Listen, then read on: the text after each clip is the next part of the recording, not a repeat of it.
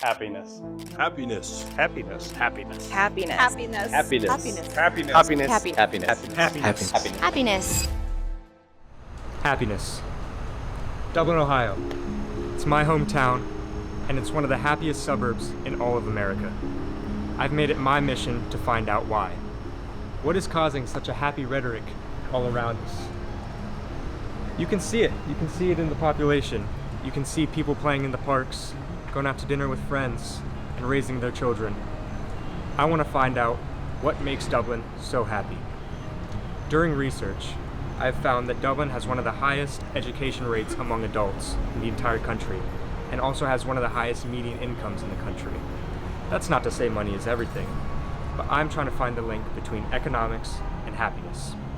Now, I went around and I interviewed administrators at schools and in our city government. I wanted to find out, what is happiness? What makes them happy? How do these administrators use economic initiatives to make their constituents more happy? And how can we as a community be happier in general?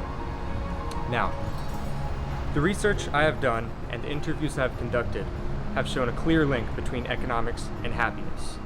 So walk with me as I walk you through the economics of happiness. So could you please start by telling us who you are and what you do? Sure. I'm Mike Aron. Amy Cram. Officer Eric Cochran. Val Lawrenson. Matt Perrell, and I have the honor of serving as the principal here at Dublin Kaufman High School. I'm the principal of Dublin Durham High School. And I serve on Dublin City Council as the Ward 1 representative. I work for the Dublin, Ohio Police Department. And I am the assistant principal at Dublin Kaufman High School.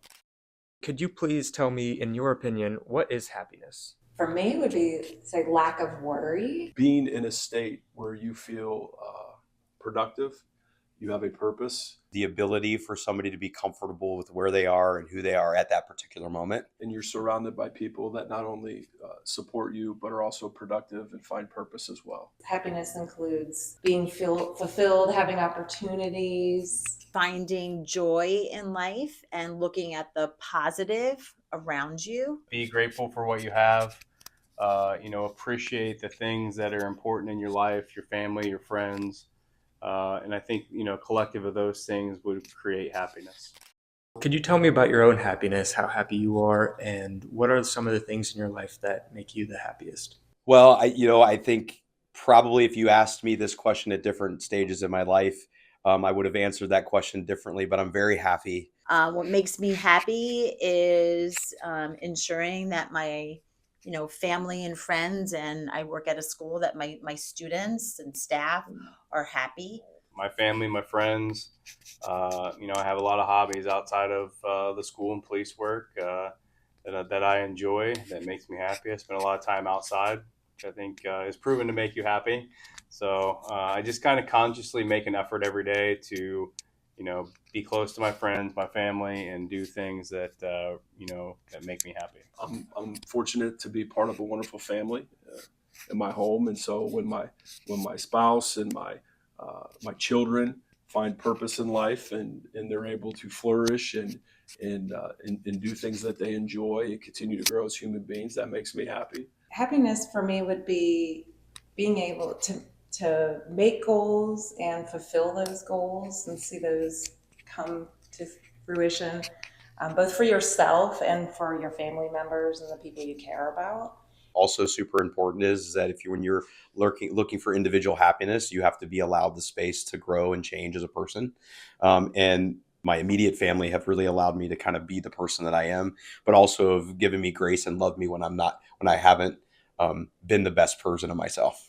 I would just go back to what I shared in my definition. I think whenever I have purpose in life, whenever I am surrounded by those that are important to me and I'm able to see them flourish as well, when I see students finding purpose, when I see students flourishing, when I see students continuing to grow as individuals and help make our school better, that makes me happy. And I would say the same for our teachers. Whenever I get to work with our teachers and I see them finding purpose and working with young people and helping them grow, it makes me happy.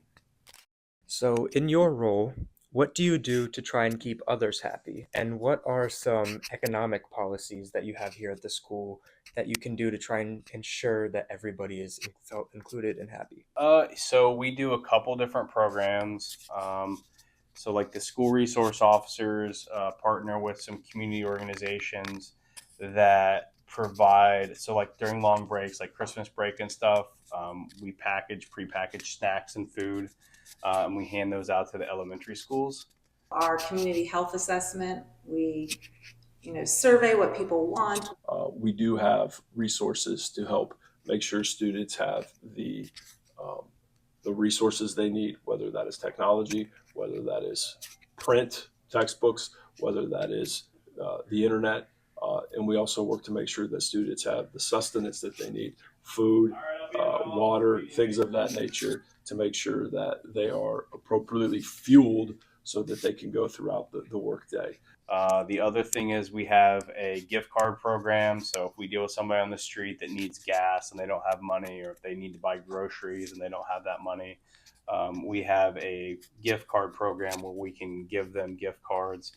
We have things like rock bucks. So we give out, like money for our rock shop so they could spend some money on coffee or like snacks there. Whether it's a financial hardship, whether it's a physical or mental health challenge, our school here at Kaufman, as well as our district as a whole, is committed to make sure that we meet students where they are, provide them with the resources they need, that they can be successful.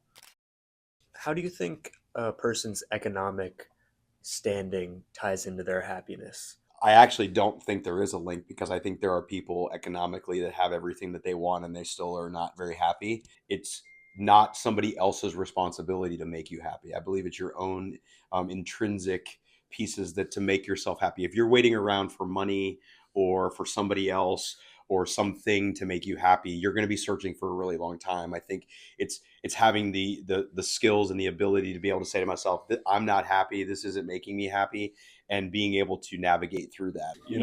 I think anytime you have challenges, whether they be fiscal, financial challenges, individually, or within the organization that you're part of, or health challenges, or anything in between, I think it can have the ability to impact happiness. Certainly, I'm reminded of how important it is perspective is in life, and that whenever we face difficulties and challenges, we still have a lot that we can look at and be thankful for, and find happiness in. It always seems if you're not stressed about money, you're always a little happier. If you're not worrying where the next paycheck comes from or how you're going to put food on the table. Because as I said earlier, to me, a lot of happiness is related to having less burdens and less stress. So, when you're performing all of these duties, you have thousands of kids under your direct supervision. How much of that is your job, and how much of that comes from within? How much is, I really care about these kids and I want to do the extra work to make sure they know that? So whether it's just me or the teachers or administrative team or any educator across this fantastic district, I would tell you that the vast majority of what they do is because it's inside them. They want to help young people. I think of it as a bank. So every day, 2,000 kids go here, and I'm making deposits in that bank every day. The acknowledgement of, I see who you are, what you're doing, and then every day making a little deposit and just saying hi to people. Seeing other people be successful, seeing kids graduate on that Saturday or that Sunday in May, or seeing a success on a playing field or winning a state championship, and me really having nothing to do with it other than being the principal of the school. It's great satisfaction for me to know that I had a small part in that, and maybe that person's going to make the world a bit better. And so it's probably a little bit of both, but really, truly, I see it as a fundamental piece of doing this job well. One final question. Dublin, Ohio consistently ranks as one of the happiest suburbs in America. Why do you think that rhetoric is so prevalent, and what do you do to try and contribute to that? Well, I think one is that you have accessibility to all kinds of things. We have awesome parks, we have awesome schools, we have awesome, other community activities and events that people can go to, a good faith community. There is, if you want to do something, you readily have access to it. We're also in proximity of the 14th largest city in the United States. So, we have Ohio State, we have all these other things that we have within a 20 to 30-minute radius. A lot of people that live here aren't hurting for food. They're not hurting to pay their bills. So I think that gives them a little bit more, breathing space, I guess, to, do the things that they want to do. You need to be able to be in a safe space, and you need to be able to feel like that you are supported, no matter what your view, what your faith, what your economic standing is. Feel like that people look at you and take you for who you are, not for who they think you should be. So I think it's a collective effort that has really made Dublin the wonderful place that it is. And there's a million different stories in this town, a million different stories of people that have done wonderful things, that have overcome amidst challenges. And the great thing about Dublin, and perhaps maybe you've even experienced it yourself or witnessed it, is that when people are in need, this community, this city, this district does not hesitate to reach out and help people. Happiness. It's everywhere in Dublin. You can almost feel it in the air. As you have seen throughout the documentary, everybody has their own slightly different definition of happiness. But in general, we can attribute it as something that comes from within and is affected by the people around us. As for the economics, we can see that economics definitely does have some impact on the happiness of its people. We can see these administrators using economic initiatives to their advantage to try and benefit their constituents and make the population of Dublin as a whole just a little bit happier. So I leave this question with you. What makes you happy?